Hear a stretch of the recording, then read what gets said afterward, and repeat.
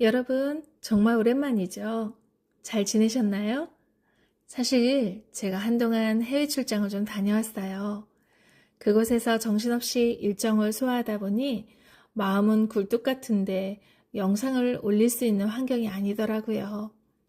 아직은 제 구독자가 아주 적지만 기다려주신 분들께 미안하기도 하고 또 이렇게 다시 마이크 앞에 앉으니 친구를 오랜만에 만난 것처럼 반갑기도 해요. 여러분도 반가우시죠? 자, 이제 우리 이야기 속으로 다시 들어가 볼까요? 늘 말씀드리지만 책의 흐름에 따라가는 여정이다 보니 장면이나 장소가 갑자기 바뀌는 부분들이 있을 거예요. 그럴 때는 제가 화면에 표시해두는 소 제목들을 확인하면서 따라오시면 전체적인 맥락을 놓치지 않고 잘 이해하실 수 있을 거예요. 지난 시간 마지막 부분에서 벅의 이야기가 꽤 인상적으로 끝이 났었죠. 벅은 자신이 죽은 것처럼 위장하기로 마음먹습니다. 그렇게 자신의 죽음을 위조한 벅이 앞으로 어떤 길을 걷게 될지, 그리고 이 선택이 다음 이야기에서 어떻게 이어질지 궁금합니다. 그리고 이제는 새로운 장소로 이어져요. 바로 브루스 반즈 목사가 있는 뉴 호프 교회인데요. 그곳에서는 또 어떤 일들이 기다리고 있을지 지금 바로 확인해 보시죠. 토요일이 되자 레이포드는 클로이와 함께 집을 나섭니다. 그동안 줄곧 슬픔에만 잠겨 있다가 차를 타고 밖으로 나오니 기분이 좀 나아졌습니다. 무엇보다 클로이가 교회에 함께 가겠다고 따라 나서서 레이포드의 마음은 뭉클해집니다. 차를 타고 가는 동안 클로이는 학교를 한 학기 쉬고 집 근처 대학에서 강의를 듣겠다는 계획을 말합니다. 길목을 돌자 작고 아름다운 뉴 호프 교회가 나타납니다. 그곳에서 그들은 강대상 뒤에서 소형 진공 청소기를 돌리고 있는 브루스 반즈 목사님을 만납니다. 그는 자신과 로레타 부인만이 이 교회에 남겨진 직원이라고 소개합니다. 교회 사무실 문간에는 한 노부인이 서 있었어요. 바로 로레타 부인이었습니다. 그녀는 휑한 눈에 머리가 헝클어진 채 넋이 나간 모습으로 두 사람을 바라보고 있었어요. 브루스 목사는 그녀의 수많은 일가 친척 중 오직 그녀 혼자만이 남겨졌다고 말합니다. 신실해 보였던 그녀조차 남겨진 이 현실은 레이포드와 클로이에게 큰 충격을 줍니다. 브루스 목사는 담임 목사가 생전에 제작해둔 테이프가 있으니 잠시 이야기를 나누자고 청합니다. 클로이는 목사임에도 왜 여기 남겨졌느냐고 날카로운 질문을 던집니다. 브루스 목사는 참담한 표정으로 그날 밤의 일을 들려줍니다. 그는 침대에서 잡지를 읽고 있었고 아내는 옆에 자고 있었어요. 어느 순간 아내가 화장실에 간 줄 알았으나 등 뒤로 손을 뻗으니 아내가 없었습니다. 이불과 침대보는 베개 위까지 끌어올려져 있었고 아이들 방으로 달려갔지만 세 아이도 모두 사라진 상태였습니다.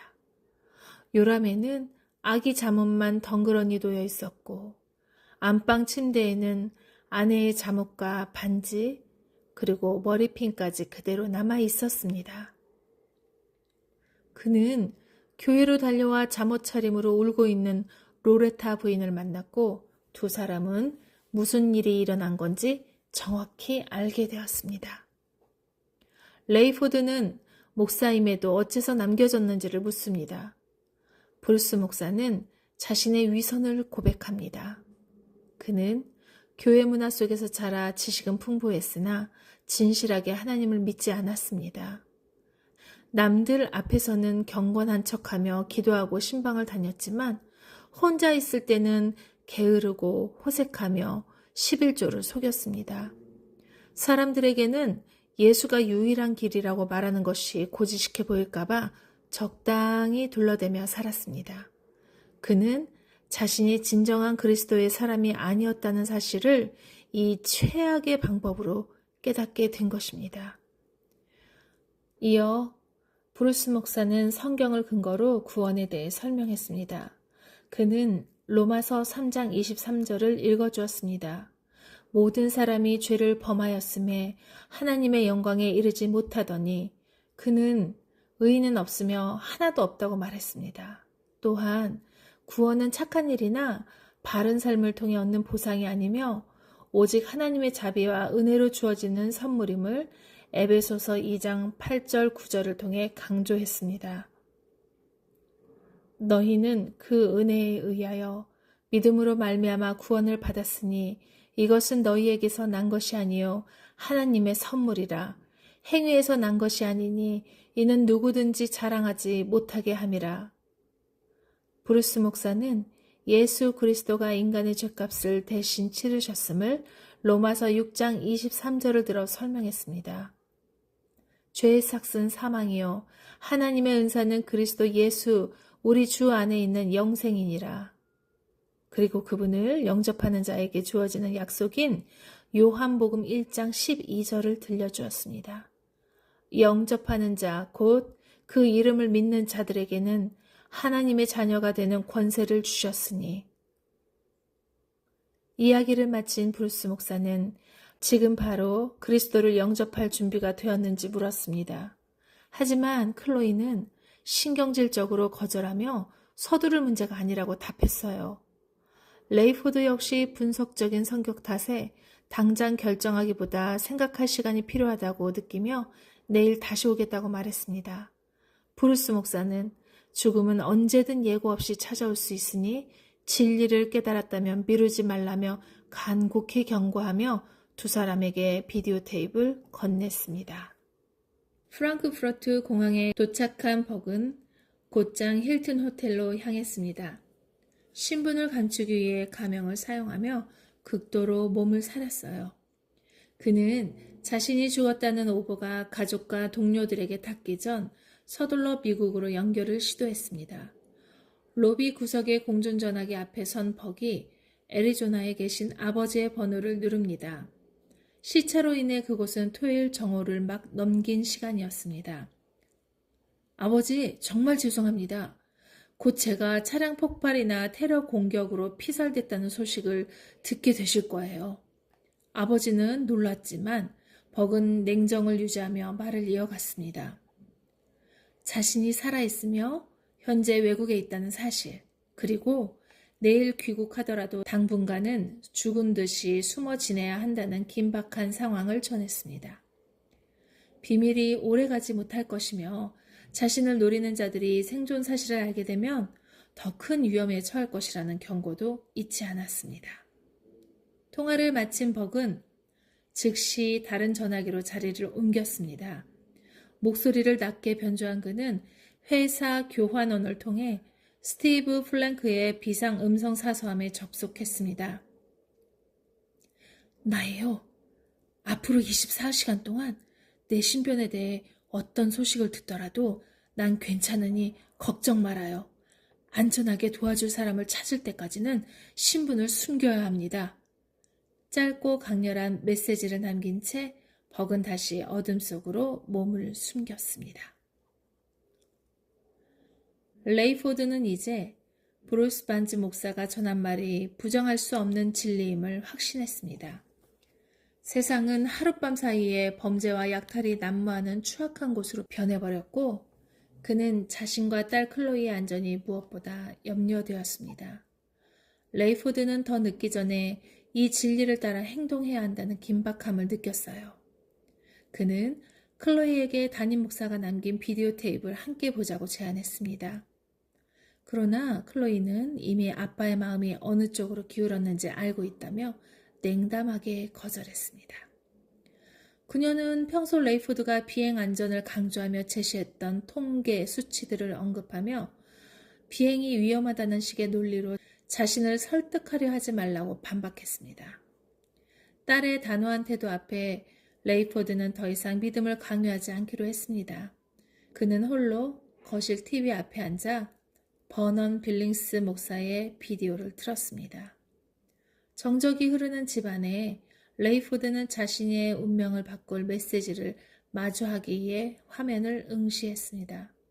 화면 속 빌링스 목사는 마치 이 모든 혼란을 미리 들여다보고 있는 듯 차분하지만 엄중한 목소리로 입을 열었습니다.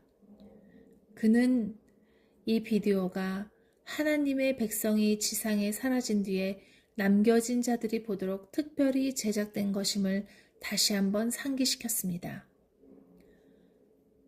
지금 여러분은 수많은 사람이 증발하듯 사라진 광경을 목격하고 큰 충격에 빠져 계실 겁니다. 하지만 이것은 외계인의 납치도 과학적으로 설명할 수도 없는 기현상도 아닙니다. 오직 예수 그리스도만을 온전히 신뢰하며 구원의 길을 걸었던 이들이 하나님의 약속대로 하늘로 부름을 받은 휴거 사건입니다. 목사는 이 초자연적인 사건이 이미 수천 년 전 성경에 예고되어 있었다며 고린도전서 15장 51절부터 57절의 말씀을 근거로 제시했습니다. 보라, 내가 너희에게 비밀을 말하노니 우리가 다 잠잘 것이 아니요 마지막 나팔에 순식간에 홀연히 다 변화되리니 나팔 소리가 나매 죽은 자들이 썩지 아니할 것으로 다시 살아나고 우리도 변화되리라. 이 썩을 것이 반드시 썩지 아니할 것을 입겠고 이 죽을 것이 죽지 아니함을 입으리로다. 사망아, 너의 승리가 어디 있느냐? 사망아, 내가 쏘는 것이 어디 있느냐? 사망이 쏘는 것은 죄요. 죄의 권능은 율법이라. 우리 주 예수 그리스도로 말미암아 우리에게 승리를 주시는 하나님께 감사하노니. 빌링스 목사는 전 세계의 모든 아이가 한꺼번에 사라진 사건을 주목하라고 말했어요. 이는 그리스도가 아이들을 사랑하셔서 그들을 환난으로부터 보호하기 위해 먼저 데려가신 하나님의 약속이 가장 극적으로 성취된 현장이라는 것입니다. 그의 경고는 여기서 멈추지 않았습니다. 이제부터 인류가 마주할 현실은 이전과도 비교도 할 수 없는 대혼란의 시기가 될 것이라고 단언했어요. 성경이 예언한 7년간의 환란기가 막을 올렸으며 이 기간 동안 지상은 유례없는 시험과 재앙에 직면하게 될 것이라고 말했습니다. 특히 목사는 남겨진 자들이 가장 경계해야 할 인물에 대해 매우 구체적이고 현실적인 예언을 쏟아냈습니다. 앞으로 전 세계가 극심한 경제 위기와 정치적 혼돈에 빠질 때 이를 해결하겠다며 혜성처럼 등장할 인물이 있을 것입니다. 그는 유럽 출신의 매우 매력적이고 카리스마 넘치는 지도자일 것입니다. 그는 뛰어난 언변과 지혜로 전쟁을 멈추고 세계를 하나로 통합하며 전 인류의 영웅으로 추대받을 것입니다. 하지만 속지 마십시오. 그는 평화의 가면을 쓴 적그리스도입니다. 그는 결국 인류를 배신하고 자신을 신으로 경배하게 하며 영원한 파멸로 이끌 존재입니다. 빌링스 목사는 이 영상을 보고 있는 이들에게 비록 늦었지만 아직 기회는 남아있음을 강조했습니다. 성경의 예언이 현실이 되는 역사의 정점에서 이제 무엇이 진실인지 스스로 선택해야 한다며 절박한 메시지를 끝으로 영상은 정적에 휩싸였습니다. 비디오 속 목사의 간절한 권면이 끝나자 레이포드는 더 이상 버틸 힘을 잃었습니다. 그는 홀로 거실 카펫 위에 무릎을 꿇었습니다. 수십 년간 엘리트 조종사로서 쌓아온 자부심과 이성이 무너져 내리는 순간이었습니다. 그는 목사의 안내를 따라 떨리는 입술을 떼어 기도를 시작했습니다. 존귀하신 하나님, 제가 하나님 앞에 죽을 수밖에 없는 죄인임을 인정합니다. 이제 저의 모든 죄를 진심으로 회개합니다. 제발 저를 용서해 주시고 멸망의 길에서 저를 구원해 주십시오. 저를 위해 십자가에서 돌아가신 예수님의 이름으로 간청합니다. 저는 바로 지금 이 순간부터 오직 예수님만을 신뢰합니다. 예수님이 흘리신 죄 없는 피가 제 모든 죄의 값을 지불하기에 충분함을 믿습니다. 제 기도를 들어주시고 자격 없는 저를 받아주셔서 감사합니다. 제 영혼을 지옥에서 건져 구원해 주셔서 감사합니다. 기도를 마친 레이포드는 자신이 지성적인 면과 외모, 그리고 능력 면에서 얼마나 교만했는지를 고백했습니다.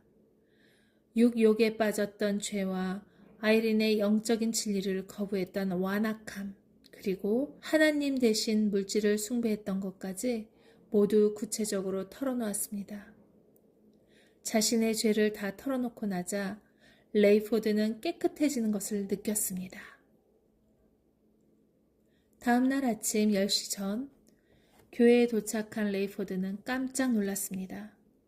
주차장은 이미 꽉 차 있었고 교회에서 세 구역이나 떨어진 곳에 겨우 차를 세워야 할 만큼 인파가 몰려들었습니다. 본당 안은 물론 2층 좌석까지 사람들로 가득 찼고 자리를 잡지 못한 사람들은 통로 계단에까지 줄지어 앉았습니다. 장내에는 겁에 질리고 절망에 빠진 사람들의 긴장감이 가득했습니다. 브루스 목사는 화려한 강단 조명도 켜지 않은 채 맨 앞자리에 마이크 하나만 두고 꾸밈 없는 모습으로 사람들 앞에 섰습니다. 찬송이나 광고, 헌금 같은 일반적인 순서는 모두 생략되었습니다. 브루스 목사는 곧바로 버넌 빌링스 목사가 남긴 비디오 테이프를 틀었습니다. 영상이 끝나고 정적이 흐르자 브루스 목사는 오늘 그리스도를 영접하기로 결심했거나 그 고백을 나누고 싶은 사람이 있다면 마이크 앞으로 나와달라고 요청했습니다. 레이포드는 가장 먼저 자리에서 일어나 단상으로 향했습니다. 그는 자신이 비행기 조종사이며 비행 중 승객들이 사라지는 것을 직접 목격했다는 사실을 밝히고 어젯밤 홀로 비디오를 보며 그리스도를 영접했음을 대중 앞에서 분명하게 간증했습니다. 모임이 끝난 후 브루스 목사는 레이포드에게 점심 식사를 제안했습니다. 알링턴 하이츠 근처의 식당에서 브루스 목사는 자신의 치부를 솔직하게 털어놓았습니다. 그는 자신이 오랫동안 교회에 몸담았으나 실제로는 가짜 성도였으며 휴거 이후 남겨진 뒤에야 비로소 진실로 회개하고 그리스도를 영접했음을 고백했습니다. 이어 그는 서로를 돌보고 성경을 깊이 공부하며 새 교인들을 인도할 핵심 모임에 레이포드가 참여해달라고 간곡히 부탁했습니다. 레이포드는 자신에게 지금 가장 필요한 것이 성경 지식과 믿음의 친구들이라며 앞에 나서서 이끄는 일만 시키지 않는다면 기꺼이 함께하겠다고 답했습니다. 집에 돌아온 레이포드가 클로이에게 낮에 있었던 일들을 들려주던 중 전화기에 손을 뻗는 찰나 전화벨이 울렸습니다. 브루스 목사였어요. 목사는 확인한다는 것을 깜빡해서요. 라고 말하며 핵심 모임의 일원이 되기로 동의했다면 오늘 밤 모임에 참석하는 것이 첫 번째 임무라고 전했습니다. 그 모임은 이제 막 미몽에서 깨어난 사람들과 여전히 의심에 찬 사람들을 대면하는 자리였습니다. 레이포드는 엄격한 감독이 될 작정이시군요. 라고 응수했습니다. 이때 브루스 목사는 오늘 밤 모임에 클로이도 함께 데려와도 좋다는 제안을 덧붙였고 레이포드는 전화를 끊고 옆에 있는 클로이에게 이 내용을 전하며 함께 갈 것을 권했습니다. 클로이는 아빠의 제안을 거절하며 아빠가 외출한 사이 해티 더럼으로부터 여러 번 전화가 왔었다고 전했습니다. 레이포드가 전화를 걸자 해티는 몹시 흥분한 소리로 런던발 뉴스를 들었느냐고 물었습니다. 해티는 기내에서 만났던 기자 캐머런 윌리엄스가 영국에서 차량 폭발 사고를 당해 살해되었다는 소식을 전하며 충격을 토로했습니다. 레이포드는 이 갑작스러운 소식에 놀라움을 표했습니다. 그는 해티를 진정시키며 조만간 만나서 이야기하자고 제안했습니다.